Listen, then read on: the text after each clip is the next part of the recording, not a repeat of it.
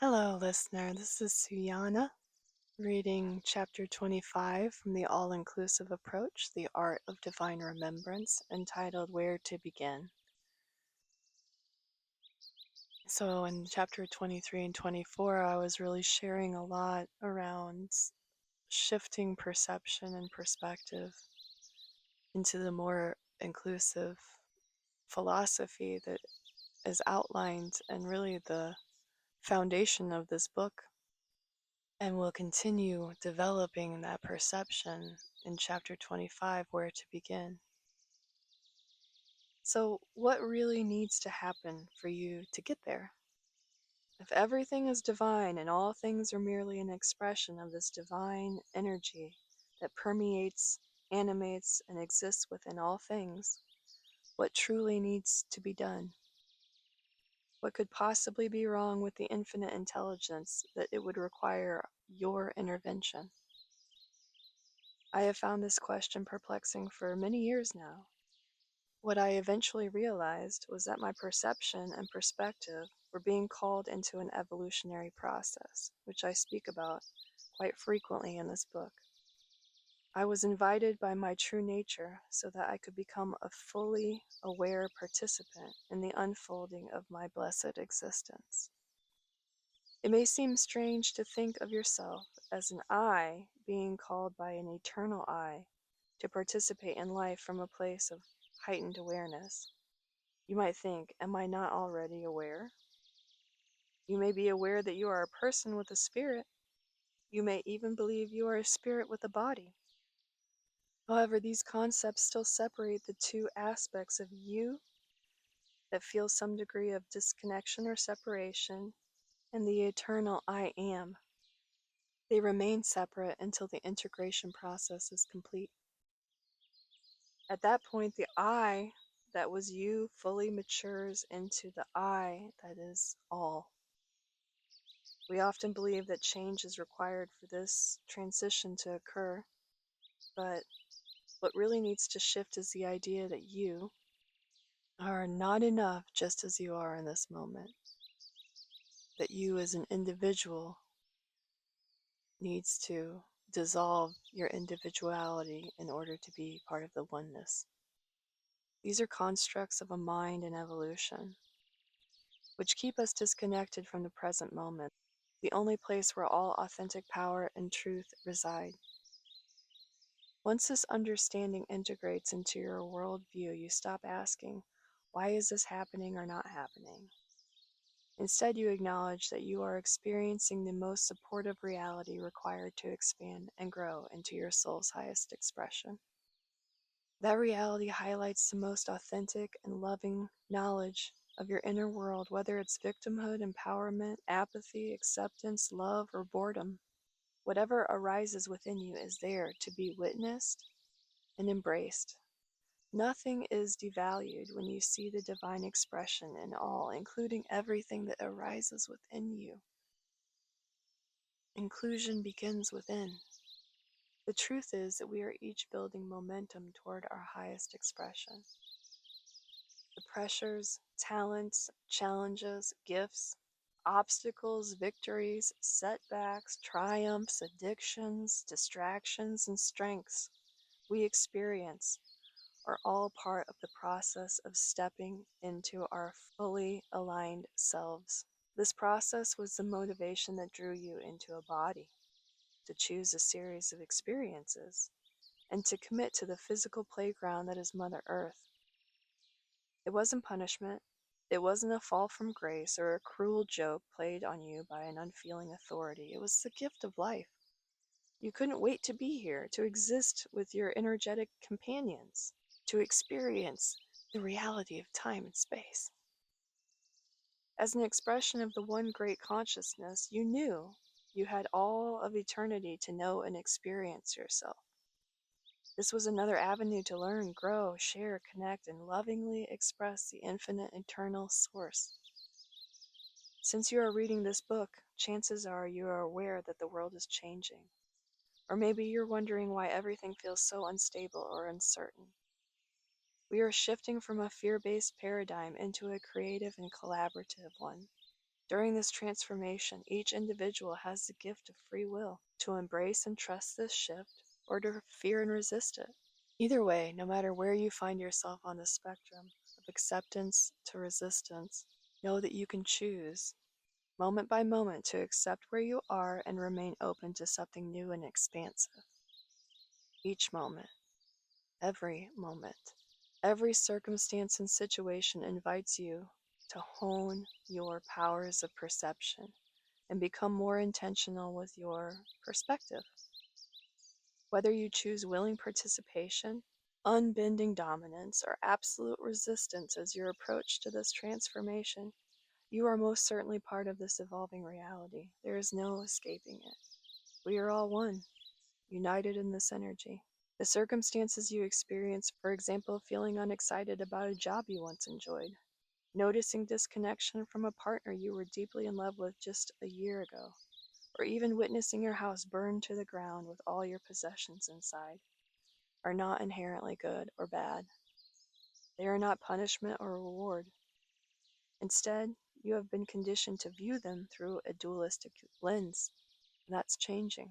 The truth is, this mentality, a perspective that highlights our tendency to place happiness and fulfillment on achieving or acquiring externalized desires rather than sourcing these states from within, exists to invite us to grow beyond it. The circumstances you deem undesirable are not a reflection of your worthiness or evidence of karmic debt. They do not signify your abilities or inabilities to manifest through the power of your mind. Rather, they are clues, breadcrumbs along the adventure trail of your existence, offering loving guidance on your current perception of reality and potential shifts into something new. They are the result of your contribution to the process of waking up.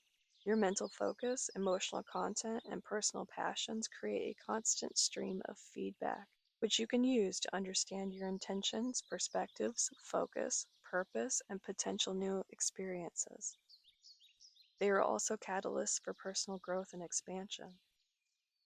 The experiences in themselves and the meaning you give to them act as gentle nudges or sharp jabs to shake you up, bring that which was hidden, unacknowledged, or incomplete within you to the surface for acceptance and integration. Consider this. Perhaps your relationship feels disconnected because you are unsatisfied at a job you once were excited about, and you blame your partner for convincing you to buy a house you weren't ready to commit to. This in turn makes you feel trapped in that position and resentful in your relationship. Or maybe you and your partner are outgrowing one another. The discomfort may not stem from heading in different directions. You genuinely care about one another and wish the best for each other, but from your concern about what others will think if you separate, or how a split might affect your friends, family, or financial situation and stability. All of these feelings and circumstances are supportive insights to help you complete the picture of what you value, what influences your perception, and what is asking to be brought to light within you. Additionally, they may reflect areas in the collective consciousness to which you are contributing and being affected. Perhaps your purpose is to model the conscious uncoupling of a relationship.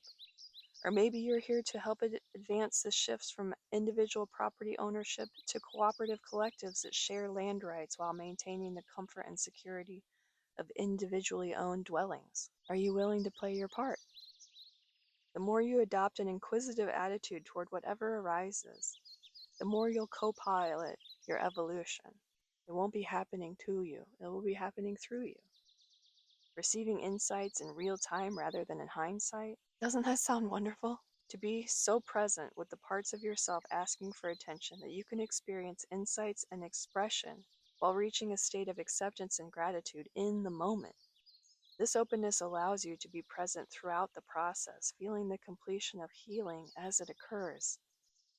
It eliminates the resistance born of our desire to rush to the other side of personal growth before completing the process of evolution. In doing so, we embrace the journey every moment of it, because we're eternal beings, and what else do we have to do but experience? This practice is available to all of us. It begins with awareness. The first step to achieving this level of inner harmony is to acknowledge and accept the disharmony that has existed within you up until now. This is an ideal moment to recognize that inner conflict and open yourself to its presence within. You can't stop the fight until you admit there is one. You don't need to judge it. Judgment is part of the fighting. All you need to do now is admit that you are at odds with yourself. Then take a deep cleansing breath. You're now on the road to resolution. I know it can feel really challenging to look around your life and choose to accept where you are, especially if it's inferior in relationship to where you want to be. But my invitation to you is to continuously redirect that acceptance inward. Whenever you find yourself falsely appreciating external circumstances that are internally displeasing to you, I encourage you to go within and find acceptance for that part of yourself that finds these circumstances displeasing. We're not trying to put on a good girl or a good boy persona and pretend like we're happy with circumstances that we're not genuinely happy with. We're trying to be authentic in the way that we operate within our world. And the inclusive approach to authenticity is to honor what's true for you. It doesn't mean you have to project it onto the world around you. It doesn't mean that you have to articulate every single piece of truth that you find within yourself to people around you. It's to know yourself and to at least be truthful and honest with yourself, and then let that authenticity spill out into the world beyond your inner landscape, into your relationships, into how you operate, into how you live. But it starts first within you. And I am really excited to jump into the reflection and journal prompts accompanying this chapter so that we can deepen this self-exploration together. Okay, here we go, right into chapter 25, reflection and workbook content. This chapter is really about starting to put these principles, concepts, and philosophies into practice, which is why it is entitled Where to Begin. And the reflection is, this chapter invites you to pause the endless self-improvement project that is you. Where do you begin? Not by becoming someone else, not by fixing what you believe is broken, not by chasing a future version of yourself, which seems to be dangling off of a stick like a carrot. You begin here, now. The mind believes change is required before peace can be accessed. But the deeper truth is this: growth unfolds most naturally from acceptance, not resistance. What feels like an obstacle may actually be a breadcrumb on your path. What feels like stagnation may be integration, a beautiful pause that allows understanding to deepen and go into all areas of your psyche before you move on to the next step.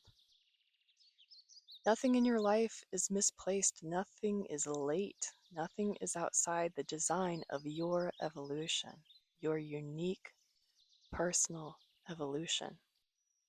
The journal prompts for this chapter are: 1, the things I believe need to change before I can feel fulfilled are. And once you fill all those things out, a follow-up question is, what if that belief isn't entirely true? What if that belief never originated with me and I've been carrying it around for someone else?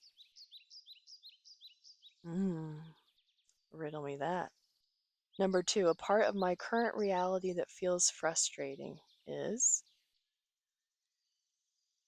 And once you complete that answer, a follow-up question is, how might this be guiding me rather than blocking me? How is it helping you remember? Number 3, I often tell myself the story that I am here because fill in the blank. What's your why? And then a follow-up question to that is, what new story could I experiment with instead? And remember to keep it inclusive. Again, we're not trying to change, perfect, or rewrite the version of us that we are. We're remembering. So, what story would you be remembering? Number 4, if I trusted that this moment was perfectly designed for my growth, I would fill in the blank. And number 5, where am I prioritizing progress over presence? What would shift if I reversed that?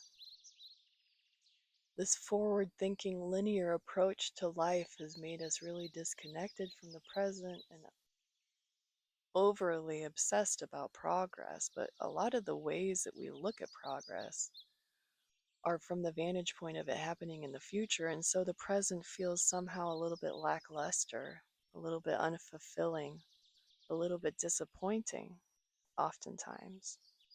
And then when we get into the present, we realize all momentum happens in the present. All progress happens in the present. So waiting for progress in the future, who or what is going to be experiencing that progress? The present self. Might as well start now, right? The exercise for this chapter is called the "This is here to help me" practice. You're going to sit quietly with your journal and write down 3 things you currently wish were different. Be honest. Pick the ones that loop around and around and around in your mind. It can be about yourself, your circumstances, your path, your situation, your purpose. After each one, write, "This is here to help me." Now breathe and choose one item and ask, what might this be strengthening in me? What awareness is this inviting? What quality is this refining?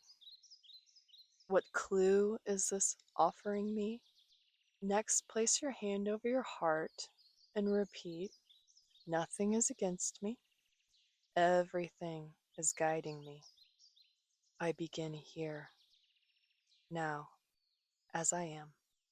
Take 5 slow breaths just to ground this practice into the body and feel the shift from opposition to cooperation or any other sensations, feelings, or experiences that you have while doing this practice, which you can then write in your journal and continue the practice until you move from a state of opposition into a state of cooperation. It may not happen the first time around, and that's okay. Just keep practicing. The quote to contemplate is, "You are not here to fix what is broken. You are here to awaken to the truth that nothing ever was." Author unknown.